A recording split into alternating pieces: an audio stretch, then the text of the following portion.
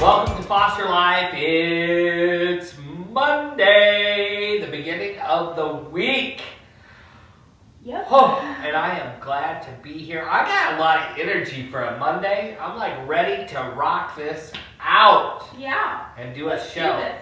So did you know that my Jeep got stolen out of my garage? I heard that. I saw that while I was on vacation. Yeah, so some of my viewers, we talked about it on one of the shows prior to. And so it's crazy when something gets stolen of your property. And it was stolen out of my garage. So it wasn't like I went to a parking lot, parked it in the wrong place, and it was stolen. So it's stolen out of my garage.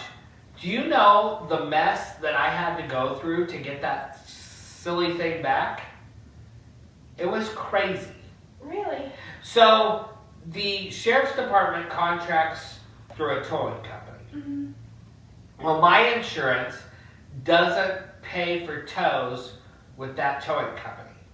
So we decided that we would have our insurance send a different tow company to their lot to get my Jeep. Now, I've already paid the hundreds of dollars that I had to pay to get it back. Right. Hundreds of dollars. Plus I had to pay for the new wheels, which the guy who got me the wheels, thank you. He paid me, it was $60 for the rims and the tires because he had just gotten rid of a Jeep. And so he saw my story and he just felt like as a service to us, he would do this. And they're very nice wheels and thank you. So we take our little wheels, we go down there, we're going to put the wheels on the Jeep, and then we're going to have this other tow truck tow it. Oh, no, not so fast. In order for that tow truck to come on our property, we have to see liability insurance for that tow truck company. Well, I just want to get my tires on, and then can we get it out so that we could get it towed or whatever? No, nobody can come and put tires or anything on. We have to tow it with no tires on it, which is a more costly tow because it's more work. Right. And so long story short, I ended up having to call the sheriff to come out so that I could get my Jeep back. Man. And the sheriff basically went to the manager or whatever, and he said, dude, he's a victim. This Jeep was stolen out of his garage, and now you're making the situation even a whole lot worse. Right. What's going on? So after the sheriff talked to him and told him, and basically had to then finally, we got our Jeep back. Good. But we had to pay them, which is a tactic that I guess that they use. We had to pay them, and then the steering wheel was locked, and so then they had to send another tow truck company from the insurance company to get it from the street into the garage after we got tires on it. What a mess. I don't like it all around. And it's just sad because it got stolen out of our garage, and we live in a nice neighborhood. Would you think that anybody would steal anything out of our neighborhood? I mean, it's all very nice. I mean, I wouldn't think somebody would attempt to, Right. but I can see how people would want to. Right. We have minor league baseball players that live Right. in our neighborhood. You know, it's, you wouldn't think. But I was talking to another guy yesterday. He lives 3 houses down from Brad Pitt's mom and dad. And he says they have crap stolen out of there all the time. And it's a gated community. And it happens. So, Crime anyway. happens anywhere, people. Yeah, that's just kind of my thing. Today we're talking vaccinations on Yes. foster life. And I think we have a lot of good information. I know that it's been a really controversial topic. Yeah. And me and my partner, we just vaccinate. I mean, all of our babies and everything, we just vaccinate. We do everybody's shots. We're kind of rule followers. So why is it that people wouldn't want to vaccinate? Because I guess I want to understand both sides of the aisle, because how can I decide what's best if I don't know why you wouldn't vaccinate? So what is the reason? I love music. And it seems like music affects you in so many ways. No matter if you have good times, bad times, or just cruising through life, music is a part of our society. If you're a musician and you've been influenced by foster care, adoption, or you have a story that ties you to foster care or adoption, we want to hear from you, because I love music. I love music too, so send those fantastic stories to producers.fostertv@gmail.com.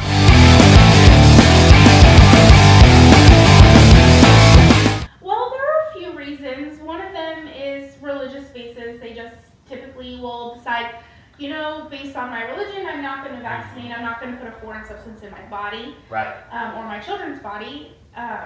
There's allergies, although a lot of people who have allergies, they just make you come in and be monitored when they give you the vaccination. But some people have extreme reactions. They're not uncommon, but they are rare to have a reaction that extreme, because they do have eggs in them and they have some other proteins in them that people wouldn't want.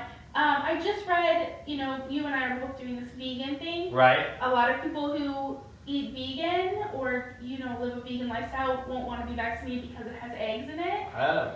So that's an interesting factoid that I didn't know. Right. And then the last one is the most controversial. It's the fact that some people believe and have read a study that indicates that vaccinations are linked to and cause autism.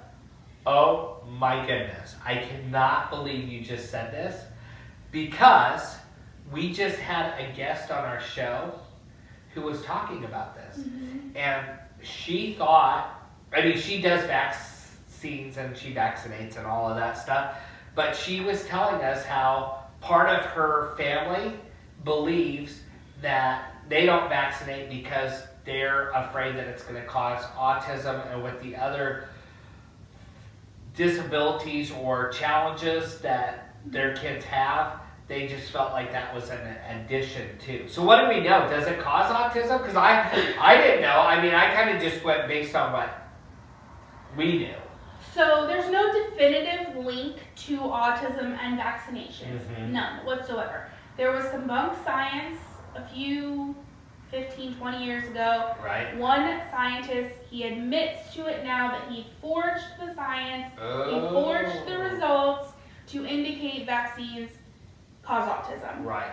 Since then, several scientists have come out and done their own research, done independent studies, and all but eliminated vaccinations as a cause for autism. Right.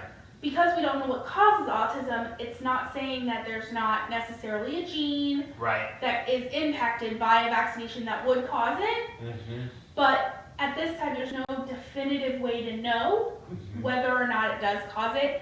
In my opinion, I would rather have a child who has an intellectual disorder with autism than have a child who's no longer here or is seriously impaired from a preventable disease. Right. So, and my doctor, we talked about this because I knew that this subject was coming up and I had to go see her. And we were talking about this last week. And so she said, so if you weigh the thing, so even if you thought that it caused autism, if you look at the numbers, the chances of that happening, you would have a better chance, I think she said, of winning the lottery twice, like hitting the big lottery twice. So the chances of it happening, even if the numbers were correct, are pretty out there. Yeah, well, and when you look at autism itself, it's more common in boys than in girls. You know, there's no way to test for it. You know, you don't show signs of it until you're about 5 or 6 years old. There's just there's no way to prove or disprove its link. But like you said, it's really a weighing the situation. Would you rather have a live child or somebody who's gonna contract some kind of preventable, communicable disease? Right. So I think what I'm hearing you say is if you have any type of reservations about vaccinating your child, probably the best thing to do is to take your concerns to your medical doctor. Right. Your medical doctor, and don't be afraid to use a holistic medicine person either, somebody who's kind of trained in holistic medicine either. Do your research, especially if you're pregnant or you're thinking about vaccinating your children or you're at that stage in life where it's time to vaccinate children. Do the research, like really dig into it. You know, you can find all of the inserts for the vaccinations, like the vaccinations come in a box, the vial comes in a box that the doctors get. Inside there is a packet, and you can find those. They're fully uploaded to the internet. You can look on there, you can see a ton of data. I did it just before coming in here to make sure it was all there. It's all there. You can see anything that it causes, the likelihood that it's going to cause it, and in reality, if we're talking 0.68% chance of something, like that's less than 1%. Right. Of something going wrong with a vaccination. So. And also make sure that you're clear if you're not doing it for religious purposes. There's been times that I've attended a church or whatever, and I kind of thought in my mind this is what they believe. And then when I actually sat down with the pastor and talked about it, oh, well, no, that's not actually what we're saying. What we're saying is this, this, and this.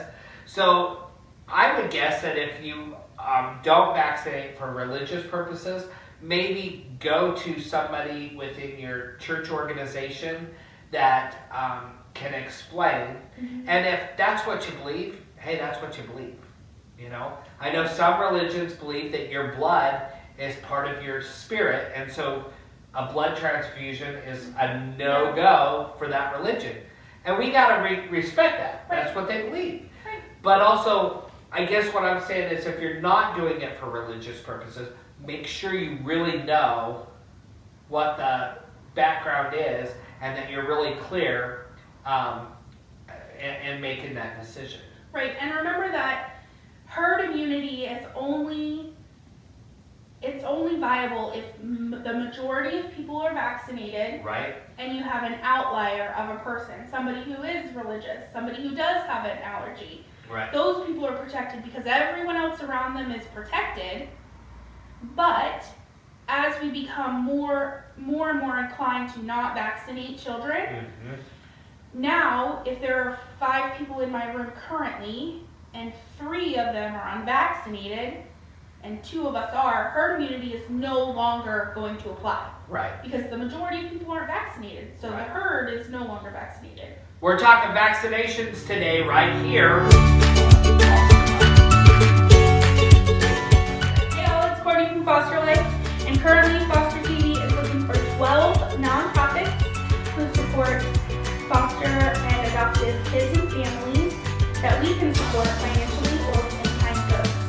If you are interested or know a nonprofit that supports the foster care adopted community, I want you to email me their story at producer info.fostertv@gmail.com.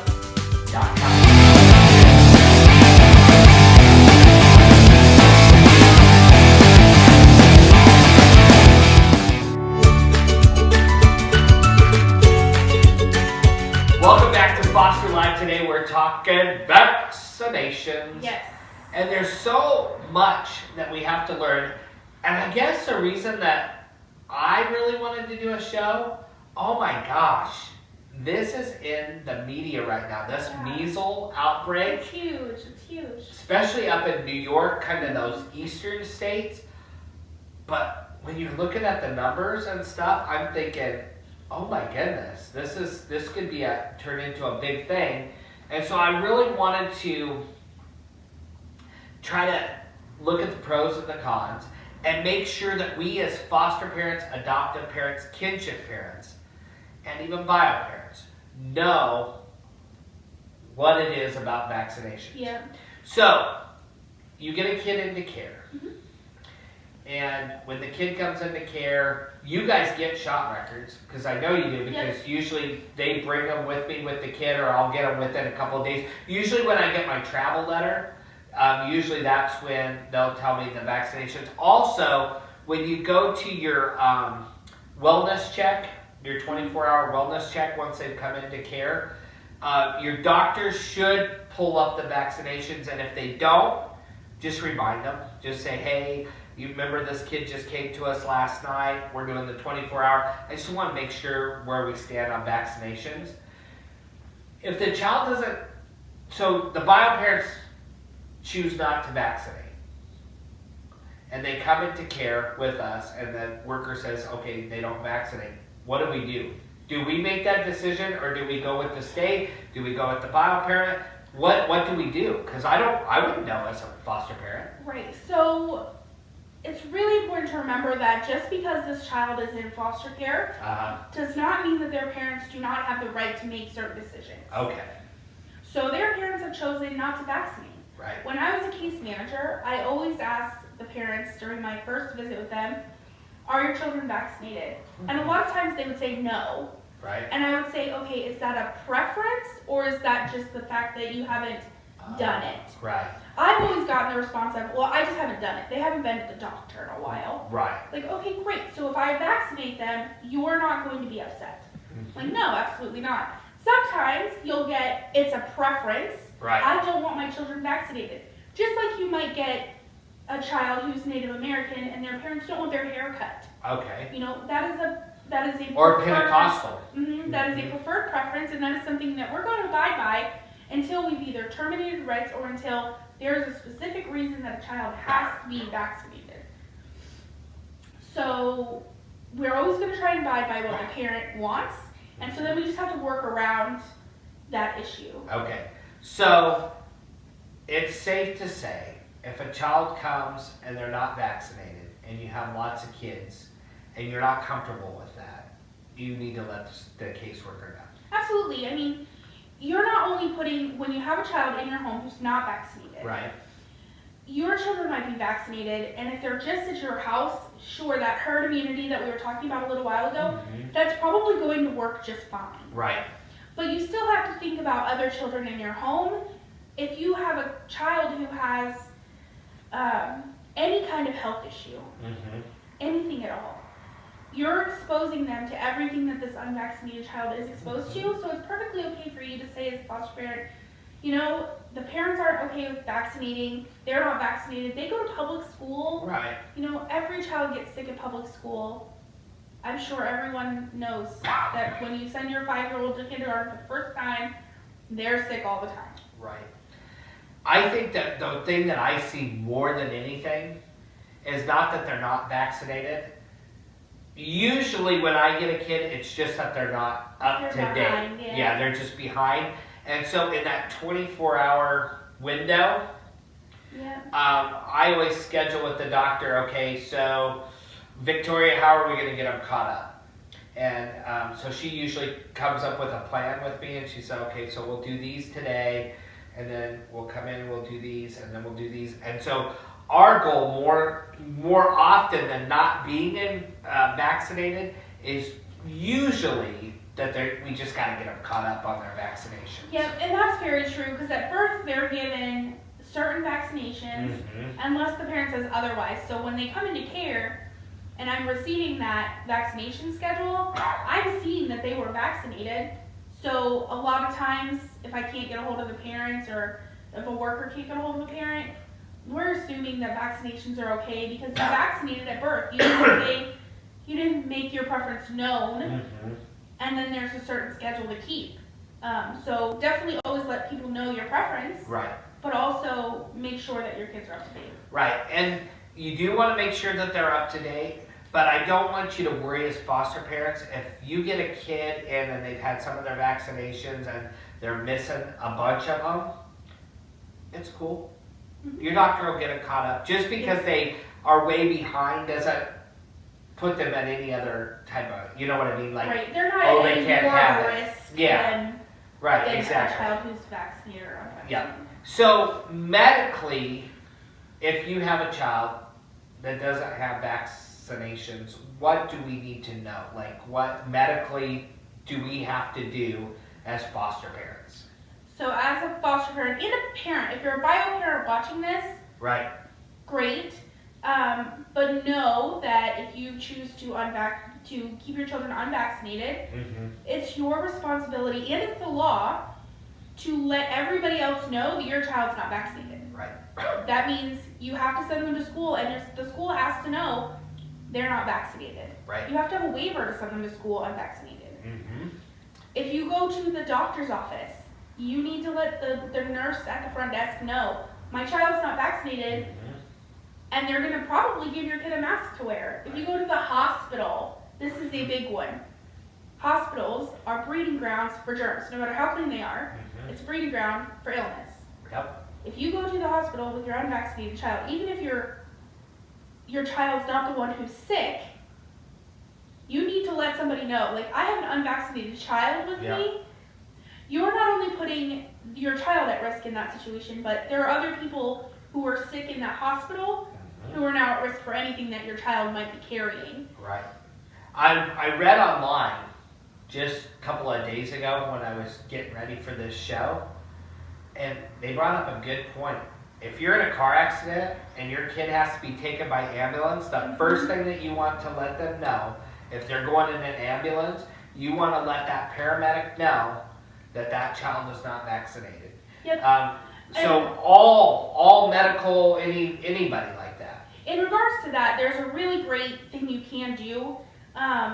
A lot of times if children are in a car accident and they're still in a car seat or a booster seat, the ambulance and the paramedics will just take the whole seat and the child. And there are these great stickers that you can get from your caseworker. Yeah. And they stick right on the side. They say your child's name, age. A lot of times it has this place for blood type. And then you can write on there, I'm not vaccinated. Yeah. Like, or I'm too young to be vaccinated. Yeah. Because those are the other children that are at risk for exposure to things. They're children who are too young to be vaccinated. Right. And we shouldn't beat ourselves up as foster parents if we get a little bit behind. Our daughter, she hasn't had her 6 months, she's 7 months. But that was the other thing. I went there and I felt like I was kind of a bad parent last week when we went to the doctor. My doctor's like, you know, it's cool. She's just a month behind. We're going to catch her up next week after she feels better, after she's had these antibiotics for a little bit because she had a little bit of ear infection. And we got her caught up. So we know that you're busy as foster parents, adopted parents, bio parents, whatever. If you get a little bit behind, just get caught up. And it's no big deal. I know. No. As soon as they go to any type of school, preschool, daycare, whatever, they got to be totally caught up. And even our little 3-year-old, he was only missing one. But, I mean, they were on me all summer. It was just the doctor's office hadn't sent over confirmation and it hadn't been uploaded into the state database yet. And they were on me every week. Have you? I've had the shot done. Well, we've sent out to the doctor's office 3 times and they haven't told us. Well, I promise you we had it done. And so finally what I did is I just took the shot record in that the doctor fills out. She took a photocopy of it, and we were golden. We were ready to go to preschool. Yep, I was kicked out of 10th grade because I didn't have my third Hep B shot. Oh, really? Yeah, I had, that's one that has to be given in increments. It's Right. one in 1 month, a second one the next month, and then Yeah. 6 months later you get the third one. And I was like 2 weeks late on the third one, and so Right. they, like, don't come back until you got it. Right. When we come back, we're talking vaccinations today, right here with Courtney. It's Monday on Foster Life.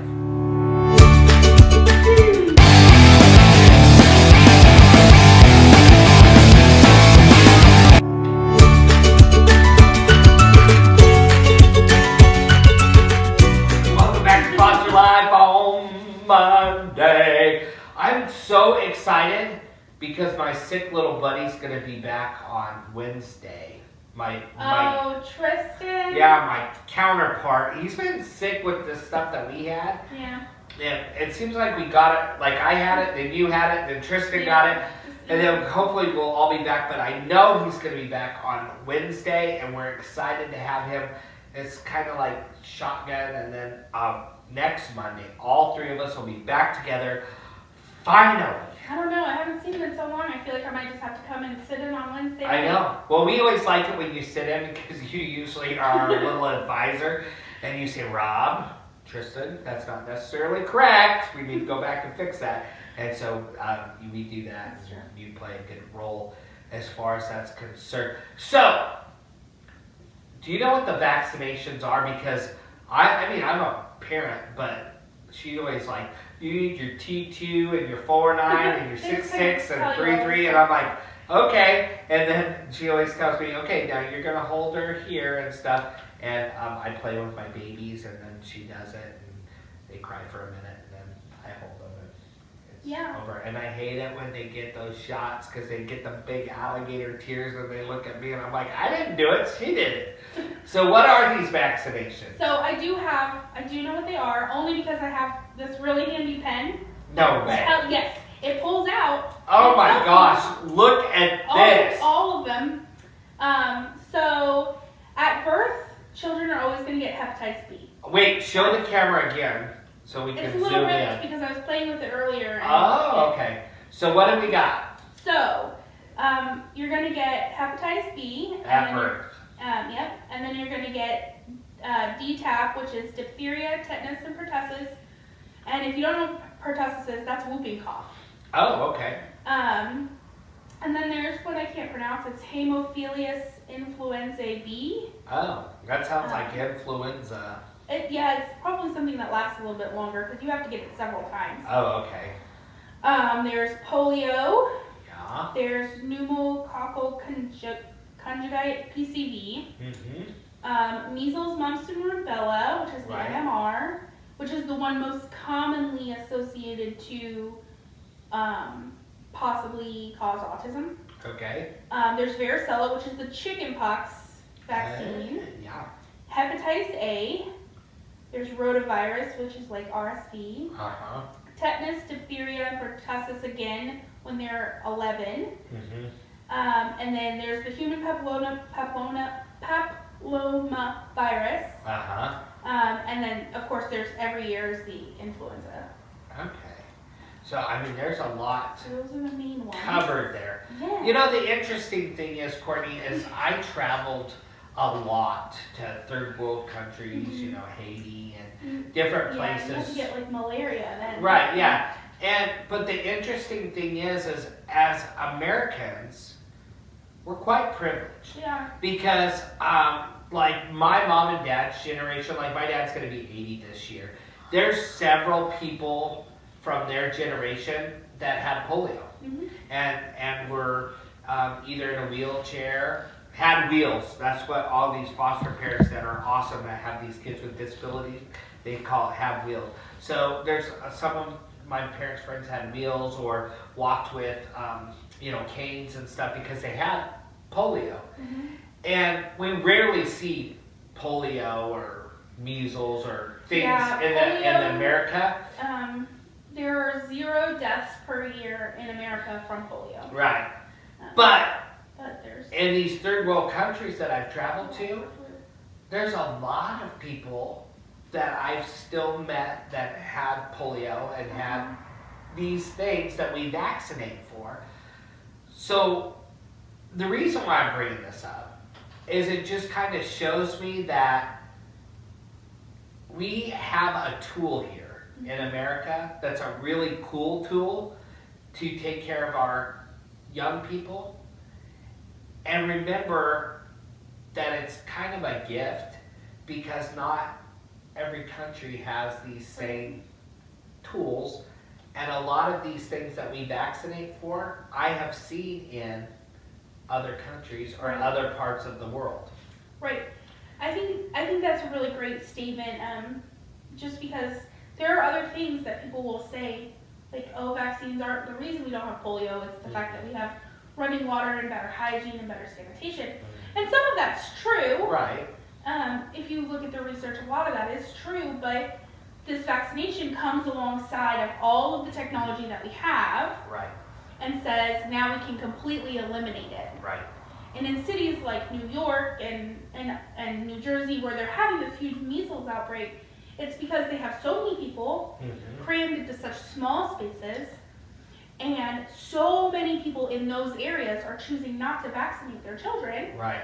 And then of course, because they're all crammed together, herd immunity is not a thing anymore, and Right. it's all spiraling out of control. Right. And making this huge measles and mumps outbreak happen. Right. As you're sitting here talking about this, I think the best way that I can explain it, because you're exactly right, you've hit on something. Yes, it is true that we have better hygiene, water, and everything, but it's kind of like I'm a colon cancer survivor, and if you had my type of colon cancer, even in the early 80s, late 70s, even late 80s, your chances of survival were really slim. Most people that had my type of colon cancer, it was terminal. But because we have better doctors, we have better technology, we have better practices, we have better, that's all good. Medicines, we have better treatments. But on the other hand, the flip side of that is we have people that are more aware of what causes colon cancer, so they live their life differently. Right. So sometimes to solve a problem like polio, yes, it takes the professional side, but it also takes our work too. And if we put all of the tools together, then you see what I'm saying? If you put all the tools together. Containment, and treatment. Yeah. Put them all together. Yeah. You have success. Yeah. And that's exactly. why we do have success. Yeah. I think it's been great, talking about these vaccinations. Yeah. I think your doctors are really the place to go. Yeah, we're not doctors. I'm not medically trained. And they can talk you through it. The cool thing about technology is if you get a child in care and you say, the caseworker brought them to me. She thinks that they've maybe had some vaccinations, but they haven't had others and stuff. My doctor, and she doesn't work for the state of Missouri. I don't know what she's doing, but on her computer, and then she goes, oh yeah, here it is. Okay, so they've had this, they had that, they had this, but they're behind on these 3, and then we haven't done these, and then we have that, and I'm like, oh, awesome. Okay, cool. And then we'll do it. So because we have good technology, depend on your doctor. Yeah. If you get a child in, when you do that 24, but remember, sometimes we think of vaccinations as little kids. Yeah. We just had an emergency placement last summer, and he's in high school, and we were behind on some of our vaccinations that you get as junior high and you have older. To get the DTaP again and the Hep B and there's one more. Yeah, so just because they're not little, make sure to check with the doctor to make sure, even if you take a 16, 17-year-old in, hey, while we're doing our 24-hour wellness check, can you check and see what vaccinations, if we're up to date, if we're current, if we're good to go, because sometimes they're not. And in actuality, the school doesn't always catch it, because this young man had been in school and he had been doing everything. So the school doesn't always catch it, Right. and he was actually behind, and we had, I think, 3 or 4 doctor's appointments to kind of get him up to date and get him on schedule. So you always want to check. Don't let the school be your guide whether they're up to date or not. Just because they're not in school. Last minute. And also, too, another, I guess, thing that I wouldn't depend on, I've seen in support groups and I've seen in other foster communities, they'll say, oh, well, I got them from residential, so I know that they're caught up on their vaccinations. That's not necessarily true either. No. They try their best, those facilities, to keep up and to know, but there are loopholes, and we want to make sure that we have the right information. So the best place to go is your family physician, and they'll make sure that they have the right information and get you what you need to get caught up on those vaccinations. When we come up back here in a minute, we're going to be wrapping up today vaccinations, right? And currently, Foster TV is looking for 12 nonprofits who support foster and adoptive kids and families that we can support financially or with in-kind gifts. If you are interested or know a nonprofit that supports the foster care adopted community, I want you to email me their story at producer.fostertv@gmail.com.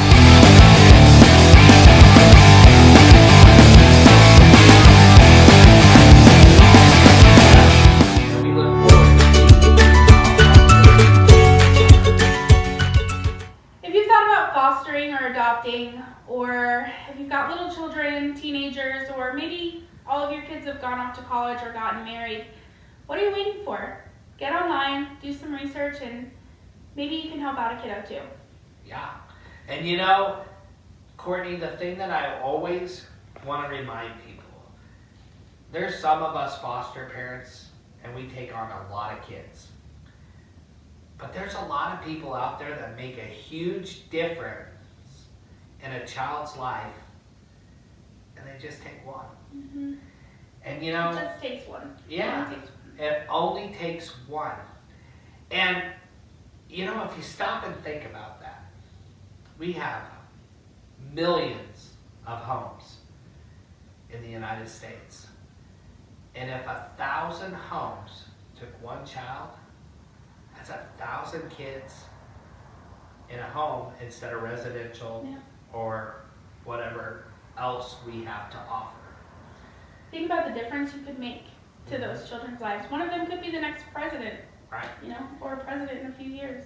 And we don't have the perfect foster care system Mm-mm. at all. But when people get involved and when groups come together, that's how we make changes. That's how we make a better system. Yeah. And so maybe it's your family that's going to take one. Maybe it's you that's going to take one.